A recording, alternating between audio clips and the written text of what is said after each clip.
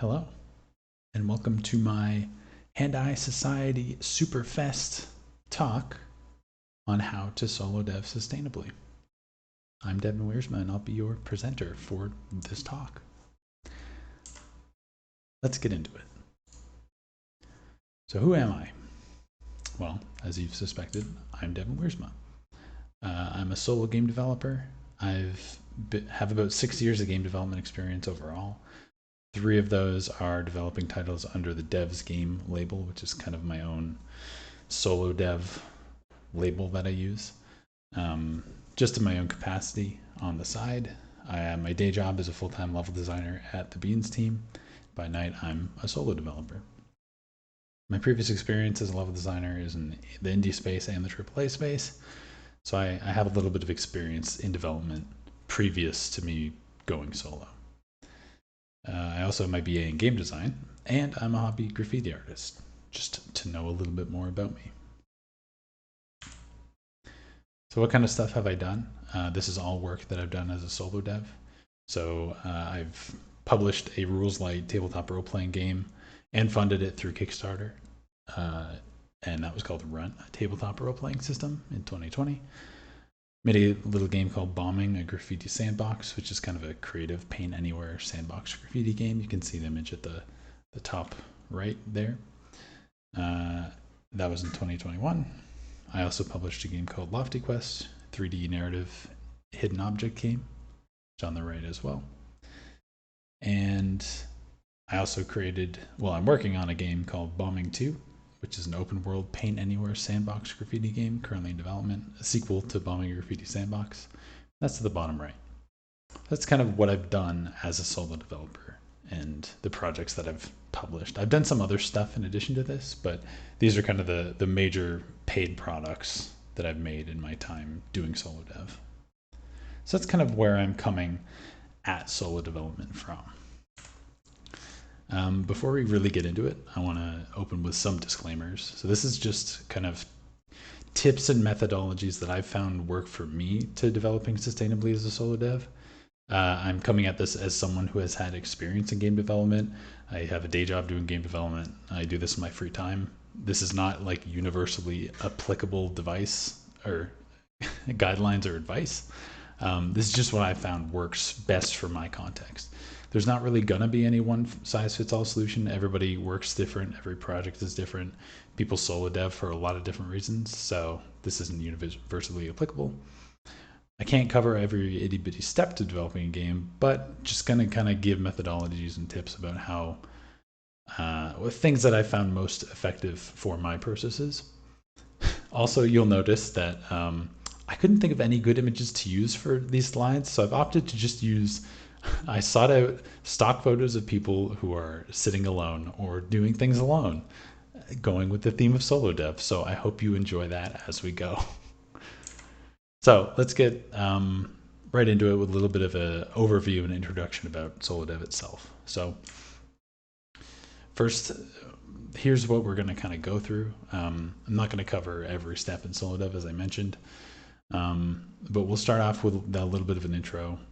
We'll kind of move into some of the more finer details about how to approach these processes and methodologies by knowing yourself, learning the scope, and leveraging resources, which I think are 3 pretty key things to any solo developer, and actually making projects work. And then I'll cap it off with talking about some useful resources that I use as a solo dev to kind of help me through the path. So we'll start with some terminology. So what is solo development? In my eyes, solo development is developing a game with limited resources at your disposal where one person fronts majority of the workload. Typically when we say solo dev, it has a lot of it's got a lot of weight to it, right? Because it's kind of an ambiguous term. It sounds like it means exactly what it is, where it's like you develop a thing completely by yourself, but it's kind of loaded and ambiguous. And it's a little disingenuous to imply that you've done everything on a project. Most projects use something from someone else that isn't just one person. There's very few examples I can think of someone who has just made everything themselves from the ground up. But it's typically rare cases. But if people do that, good on them. But that's not normally what solo dev is. Usually it's one person kind of managing most of it and doing a lot of that work themselves, and then other people assisting in various different ways. We'll get into that a little bit in the resources section, but I think it's important to just kind of clarify what we mean when we say solo dev. So, why should you consider solo development? It's a great way to learn and apply new skills. I found that personally, as I'm developing things, a lot of my projects, I'll learn something new on the way, or I'll plan it in a way that allows me to learn as I'm doing it. So it's great to take those skills and apply them elsewhere in your career. It helps you practice and understand rules outside your discipline, kind of like new skills. You'll learn what it's like to work as like a level artist if you're not a level artist, or a producer if you're not a producer. You'll kind of get a more rounded understanding of your own skills and other people's. You have more of a creative say in what you create because you're kind of the sole owner and the sole person getting invested in it. So you have a lot more creative freedom in that context, which I find personally very liberating. It allows you to kind of work outside predefined structures. You're building something in your own way, in a way that works for you. So you can kind of really refine and reimagine a lot of the game development processes with what you want them to be, and what you kind of imagine being most effective, or being the way that you would kind of envision production to go, which is nice. And I also find personally it's very introspective, makes me reflect a lot on myself as a developer, as a person, my skills, my strengths, my weaknesses, and really kind of like lets me think about myself and acknowledge parts about me that I might not always be familiar with, because I'm not always challenging every part of myself. So I think it's really fun from that perspective as well. So that's some reasons you might want to get into it. So why might you not want to get into it? Like this sad person sitting in the forest by themselves. Solo dev is a lot of work. Again, you're more or less the sole person who's kind of managing all these things and creating a game or a project, and that's a lot to shoulder on your own. There's a reason people make games in teams, because it's easier and faster.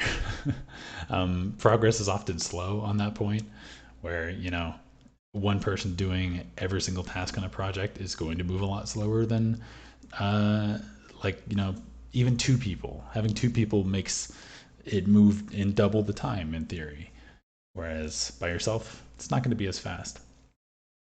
It's very easy to fail if you don't know what you're doing, if you don't have, I guess, the right approach, the right kind of mindset, and the right sort of work, not like work ethic, but work strategies to kind of keep yourself interested or motivated on a project, especially if you have very little stake in the end result.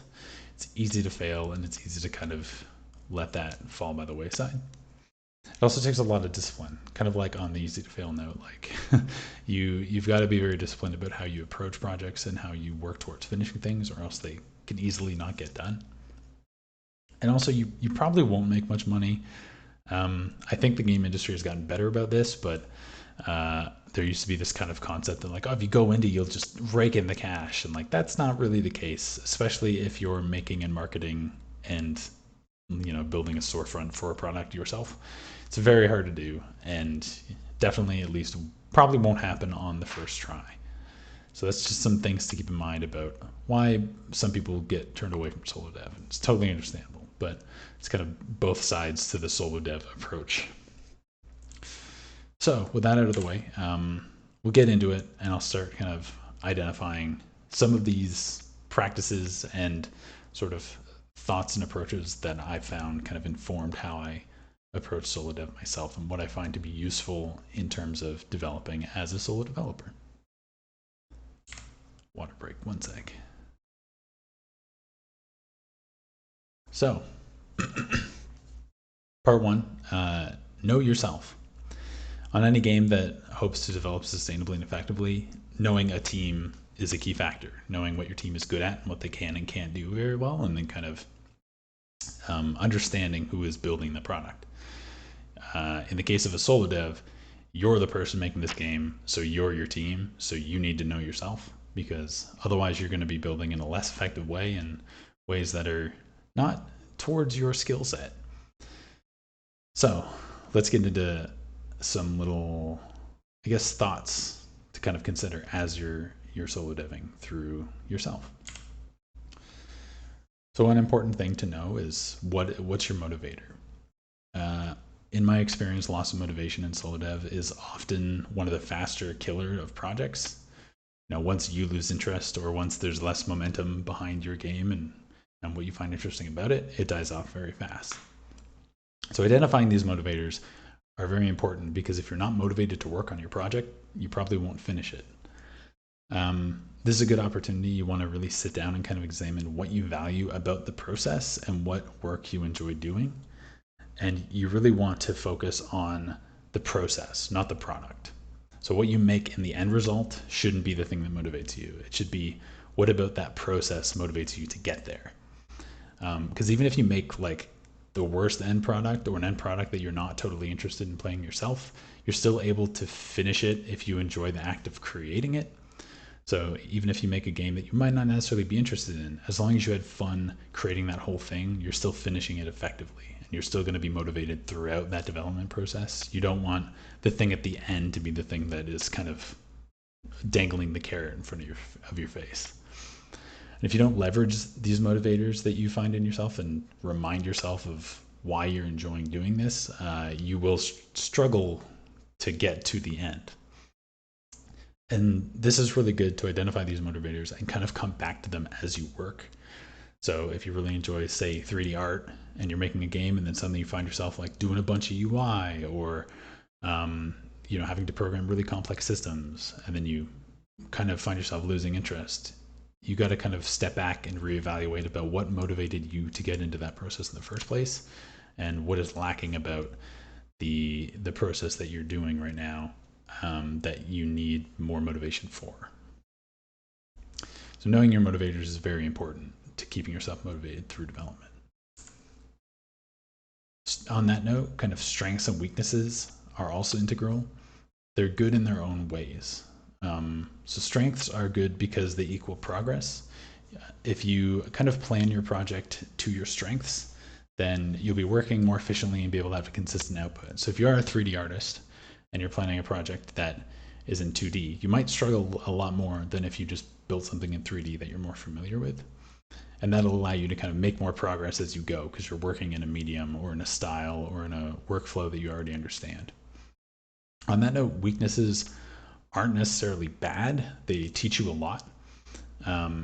So if you're kind of weak at UI, but you're planning a project that needs some UI, that can be good, because then you're going to be learning UI as you go, and that's something that's going to help you down the road.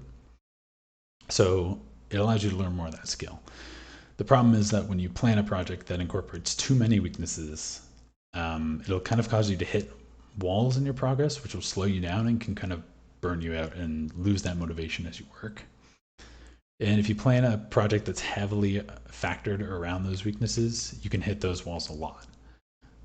So in the example of a 3D artist again, say you're planning a game that requires a ton of AI and you've never made AI before and it's very dependent on it, then there's a good chance that you hit a wall in creating that AI and it kind of stops your progress and stops that interest. So you really want to kind of plan enough weaknesses where it's interesting to you to learn those things, but not in such a way that it's totally dependent or going to kind of burn you out trying to get through them. Equally important is to know how you work, and this all ties into motivations and avoiding burnout. So everybody works differently. The benefit of solo development is that you can work however you want in a lot of cases. Usually you're not beholden to anyone or anything, especially as like kind of a self-funded solo dev. So you can kind of work at a pace that fits you best, and you can really leverage that. And this is where knowing yourself shines. So for example, I know that I'm someone who, if I'm stuck on one task for a really long time, then I can get bored easily. So what I like to do is jump around between tasks. So I'll work on a task that interests me first, and then once I'm done that, I work on a task that doesn't, and then I kind of alternate back and forth. So it's almost like finishing the tasks that don't interest me. The reward is working on something that does. And then that way I get kind of both sides completed. I get to work on the stuff that I want to work on, and I also get to kind of get through the stuff that I don't want to work on as much. And So like knowing your schedule and your pace and kind of your energy levels can really help you sort of work at consistent intervals. So for example, maybe you have the most creative juices before bed or later at night. So you can plan to do maybe a task or two or like an hour of work before bed every day. Typically, I find that if you miss a day or two, it's okay, but just make sure you keep going on it. Don't kind of set the project aside and then forget about it for a long time. You want to be consistent more than you want to be making progress. It's kind of like fitness, I guess, where the best thing to do isn't that you're lifting 700 pounds and making those huge gains because you're lifting so much. It's that you're doing it every day, and that's the longer term benefit than just doing it in big loads all at once. It's more consistency is more important than getting it all done at once. And honestly, you will be surprised how much you can get done 1 hour a day. I know I am. I have weeks where I'll look back and be like, oh my goodness, I made all that like just in an hour. Like, good job, me. This stuff can kind of be hard to really kind of hone in on if you've never worked by yourself before, or if you kind of typically are used to just working on a normal work schedule. So I'd recommend kind of checking out some casual game jams and sort of use those as a stepping stone to kind of self-reflect and understand your habits and how you work to really kind of meet those goals. Ultimately, though, you always come before your project, and no project is worth sacrificing yourself over. So don't ever put yourself in a position where you are, I guess, beholden to the work, because then you're not enjoying the process and you're gonna burn yourself out real fast. So just be cautious about that. Part two, learning to scope. So we'll move on to scope and the finer details of planning your project as you're working. This might be controversial and people won't want to hear it, but do not start with your dream project. Never try to make your dream project. People don't want to hear it, but it's in my experience, it is usually the truth. Typically, dream projects are dreams for a reason. It's because they're usually unattainably large, complex. They'll often require resources especially as a solo developer, you probably don't have. It's the most exciting to you, but it's very easy to get out of hand scope-wise. And because of that attachment that you have with this kind of dream project in your head, it's easy to grow unattainably large. Scope creep will come in. Things can really easily coalesce into a project that is just too big for you to handle, or scoped so large that you're not willing to kind of compromise on it. So if you have that deep attachment, it's harder to compromise on. It can be harder to justify compromises to the overall vision you have, and that's a pretty easy recipe to kind of prevent it from ever getting finished in a lot of respects. So you want to kind of be working on something that isn't pie in the sky as big as you want, or that project you've been wanting to make for forever, because it's easier to kind of sacrifice your vision a bit to actually maintain progress on it. On that note, you got to kind of figure out how to compromise and scope according to development factors. No good plan survives contact with the enemy, so always make sure that like you're able to do this. Typically, I would recommend almost like aiming for a scope of about 25% of your big idea or less, depending on your experience level initially, and then figure it out afterwards how you want to adjust that. Lots of time as a solo dev is spent learning, designing, planning, and in some cases, even hitting 10% of that can be a really daunting task. So the early parts of development, as you start kind of prototyping and building out what you want to make, will inform the rest of it. And you'll learn a lot about the project before you even get to 10%. And sometimes that's enough to kind of inform you that what you're making is maybe out of scope or maybe a little too large. So it's really good to know your minimum viable product through that, and always be thinking like, what's the smallest shipped thing that I can get away with? Like what would I be happy getting out the door? And is that reasonably attainable for me to make? Because it might be a good way to kind of reconsider where you're at or where your goals are. So you want to consider the core goal being that minimum viable product. You want that out.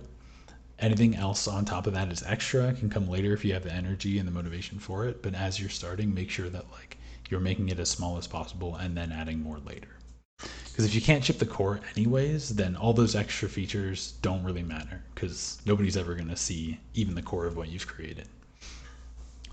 I'm sure you're noticing a theme to this, but I'd also recommend scoping down always and then planning to grow.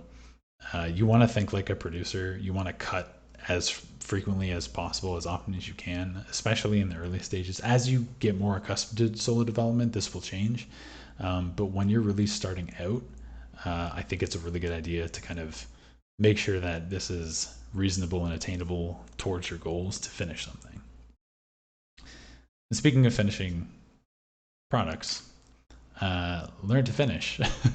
I borrowed some tweets from JDragon, who is a tabletop RPG designer on Twitter, and they have some excellent insights on the subject of finishing things, where they kind of identify starting something and finishing a project are separate skills, and finishing a project is a skill that you have to practice yourself. And you have to get good at that, and the only way to get good at that is to actually take things through all the way and finish them. So it's very easy to start something. We all start things all the time. Then finishing it is the hard part, because it involves getting through starting and developing. So you want to practice those finishing skills.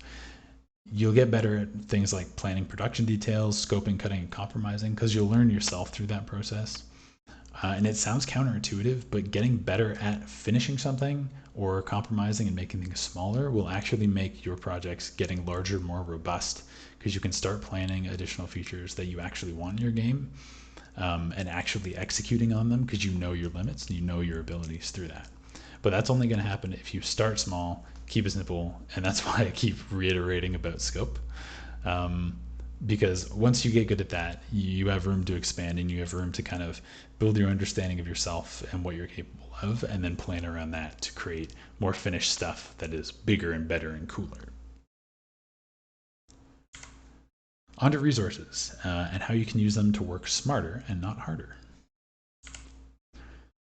So this might be a dated sentiment, but I still see it around here and there. I see a lot of devs and like students and stuff who see using resources as like cheating in game dev. You know, it's like, oh, it's cheating because you're using something that someone else made. You lack the fundamentals. You didn't build this from the ground up yourself. But also, especially as a solo developer, we need to finish stuff. We need to do that ourselves. We don't have a studio's worth of resources, or 6 months to spend building out complex systems.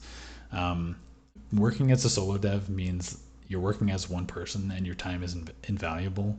Your time means productivity. The more time you're spending on one task, the less time you have for another task. Nobody is there to pick up the slack for you, so it's not really an easy bargain there. The less time you spend doing one task is the more time you spend on another. Like this woman making pasta, for example. So she could make that bowl herself. She could sculpt it and put it in a kiln. She can light a fire to heat up the water herself. She could grow and make the pasta herself. But she uses a pre-made bowl, a stove, and pasta because it's faster. It's just more practical for one person who doesn't need to get that invested in all of that to create the end product that she wants to get to. And similarly for game dev, like resources are invaluable for this.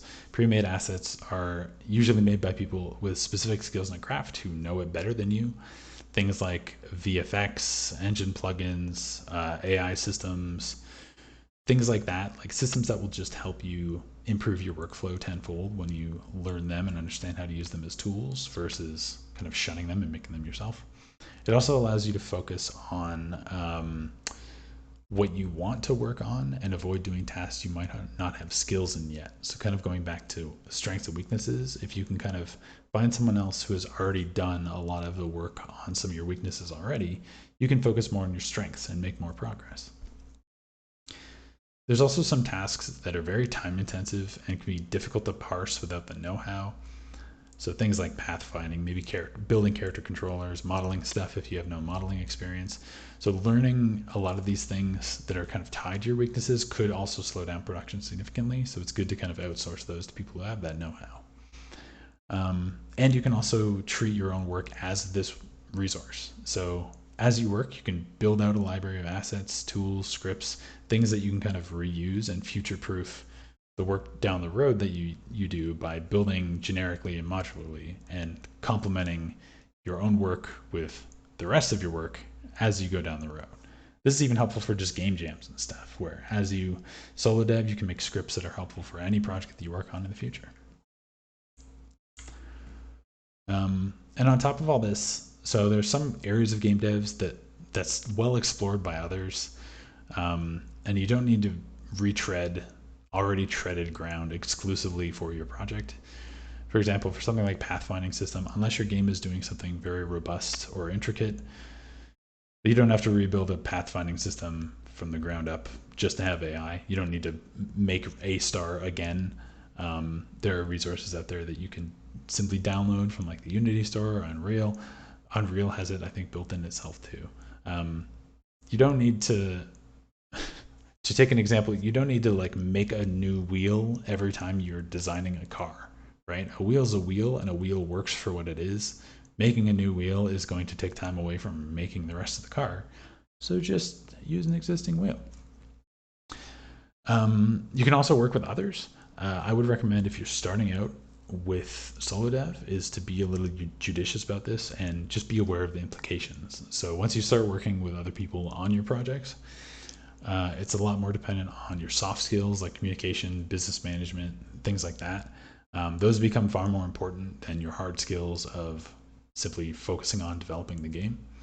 It'll also kind of put you into territory where you're in a position where you're directing someone about your game or communicating with someone more actively than developing, which is a different type of work and can be time consuming. So especially near the beginning, if you're thinking about collaborating with somebody or having somebody do some assets for you or something to that effect, just make sure you're aware of the implications. But it's always an option to kind of supplement your work with the work of others. Also, just make sure to actually pay them, because that's always a plus. Don't make them work for free. All right, now time to cover some resources after another sip of water. I wanted to take some time also to just highlight some useful resources that I personally use in development. Really just like websites you can go to, or things you can kind of explore various assets and things to kind of give yourself, take some workload off of you. As with anything else, all of these websites and resources will have different legal terms and licensing terms and copyright terms. So make sure that whenever you're using assets on anything, you want to make sure that you know the terms for what you're going to be using. Yeah, let's get into it. So audio, I'm not the strongest at audio, so I love me a good audio resource. I frequently use freesounds.org, which, as the name implies, has a lot of free sounds uploaded by some pretty generous audio folks. And I use them for everything from ambient sounds, specific sound effects. Sometimes there's music and such on there. If you can kind of think in audio, it's pretty helpful resource to kind of hone in on. SoundCloud actually has a surprising breadth of music for use. People can list their stuff as, copyright by attribution, and you can search based on that. So you can find people who are just uploading free music to be used as long as they get credited. And you can also seek out musicians, find people for certain music genres in there, and then, pay them for their work and use their work through deals there. In CompTech, I know this one is a widely used one. Kevin MacLeod is a person who makes a lot of royalty-free music by attribution, so as long as you credit him, I would highly recommend it. Very wide variety of genres in that one. Assets is kind of a whole can of worms. I call it assets, but this can be, sprite art, 3D art, character rigs, models, plugins for certain engines, kind of a whole lot of different things. So I just kind of called it assets to be safe. I recommend Open Game Art for a lot of kind of free things that people have made and just kind of posted on the internet. Itch.io is obviously a great one. Lots of great, cool artists creating things like asset packs, texture packs, sprite packs, lots of opportunity there to really kind of expand the amount of assets that you have on hand. TurboSquid and Sketchfab are ones that I actually use fairly frequently for purchasing 3D models for my projects, because I'm a pretty slow 3D modeler, so I always find I need help with that. So I'd highly recommend them. Sketchfab is, I think, my personal favorite. It's pretty handy because you can like view the actual textures and stuff, and the way it's all mapped all just in the actual browser itself. So that's pretty nice. Engine stores like Unity and Unreal all have their own built-in stores in the engine. I think Godot also has one as well. But these are all really handy for specific engine things that you might not be aware of, or little editor assists that can be very nice too. I use quite a few from Unity because that's my game engine of choice. Textures.com also is a great resource. I think they allow free use. They have a subscription, which is $10 a month, and I think that allows for commercial use of whatever you download from it. But they also have a free use as long as you have an account. And I would say it's very worth it, as long as you're not making a profit. I believe that's how that works. But I would highly recommend textures.com. Lots of great textures. It has saved my butt a lot of times. And then there's things like code, plugins, shaders. I'm not very techy, so you'll excuse me if this section's a little limited. So engine stores, once again, you can turn to Unreal or Unity, etc. for things like editor extensions and plugins that you can help to kind of shape your game. And GitHub repos are also great. Lots of great developers posting a lot of free or open source resources to kind of give you a leg up on some of the things you're creating. So I'd highly recommend checking those out as well. You'll find, I found a lot of things just like, how do I do this? Oh, someone has done this before. So GitHub is pretty great for that. I would highly recommend giving that a check out. One that I always kind of forget about, but is also really important to giving style and character to your game, is fonts. Fonts are great to just kind of give you that initial, make it not feel like a default game when you're just using Arial font, and kind of spice it up a little bit. So Google actually hosts an array of fonts that are completely free to use at fonts.google.com. I would check those out as just a starting point. Itch.io, again, also has some really great fonts, especially in pixel art styles. I've noticed there's a lot of great ones there. Fonts.com, I've not personally used it myself, but I've heard it highly recommended from a few people that I know, so I would throw that one in there too. And DefFont kind of gets a funny rap because it's so old, and I feel like I remember using this in high school, but that's one that I would check out as well, because there are a lot of good free to use fonts and some ones that you can buy commercially to support the font creators. So we have talked through a lot, haven't we? To summarize all of it, and to summarize kind of some of the key takeaways, solo dev has the potential to be very fulfilling and creatively validating if you kind of operate intelligently and do it smartly and in a sustainable way. To really effectively solo dev, you want to know yourself. You need to know your motivators, the strengths and weaknesses that drive you to create something, planning your project around those. You want to enjoy the process, not the product. It's very key. If you're not enjoying the act of actually creating the thing that you're making, then it'll be really easy to burn yourself out if you're not reaching that end product right away. And you want to know your working style so that you can easily adapt your schedule and your plan according to those kind of intricacies and nuances of yourself. Scoping is necessary and valuable. Don't start off making your dream project. Make something small, very small and attainable. And you want to build up over time and plan additional features on top of that, not worrying too much about creating a large and robust end product, but just something that is small and concise that you can kind of repeat and grow in future projects. And you want to really focus on flexing that finishing muscle and honing that skill that allows you to actually get these things out the door so that you can kind of scale up your ideas as you work. And you also want to leverage resources. So remember that your time as a solo developer is a precious commodity. Anything that you can do to save time by all means, please do it because you're only going to save yourself headaches down the road. Use existing resources, plugins, and frameworks. Avoid reinventing the wheel on things that you don't need to reinvent the wheel on. People have made these things time and again, so you might as well use them as they're available to you.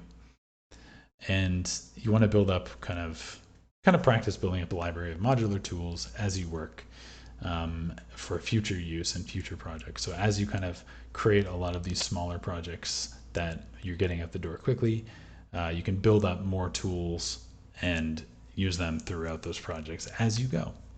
And before you know it, you'll be creating at a very steady pace in a way that really works for you and works for you on that personal level that keeps you interested in the process but doesn't leave you burnt out at the end of it. So we have talked a lot. I have talked a lot. I want to thank you so much for listening. I hope these tips and sort of methodologies and sort of frameworks kind of help you on your journey through exploring solo dev. For me, it is an amazing practice and I really enjoy it.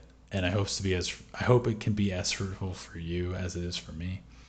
I know we kind of covered a lot of content. So if you have any questions, comments, thoughts, don't hesitate to reach out to me on Twitter and LinkedIn. And there's a lot more nuance to solo game development than I could cover here, unfortunately, but I'm always happy to discuss it and always happy to kind of help guide people through similar processes, because I think it's cool when people can bring their ideas to life, and I'd love to see myself do anything to help you complete your wonderful ideas. Thanks again for listening, and enjoy the rest of Hand-Eye Society Superfest. Goodbye.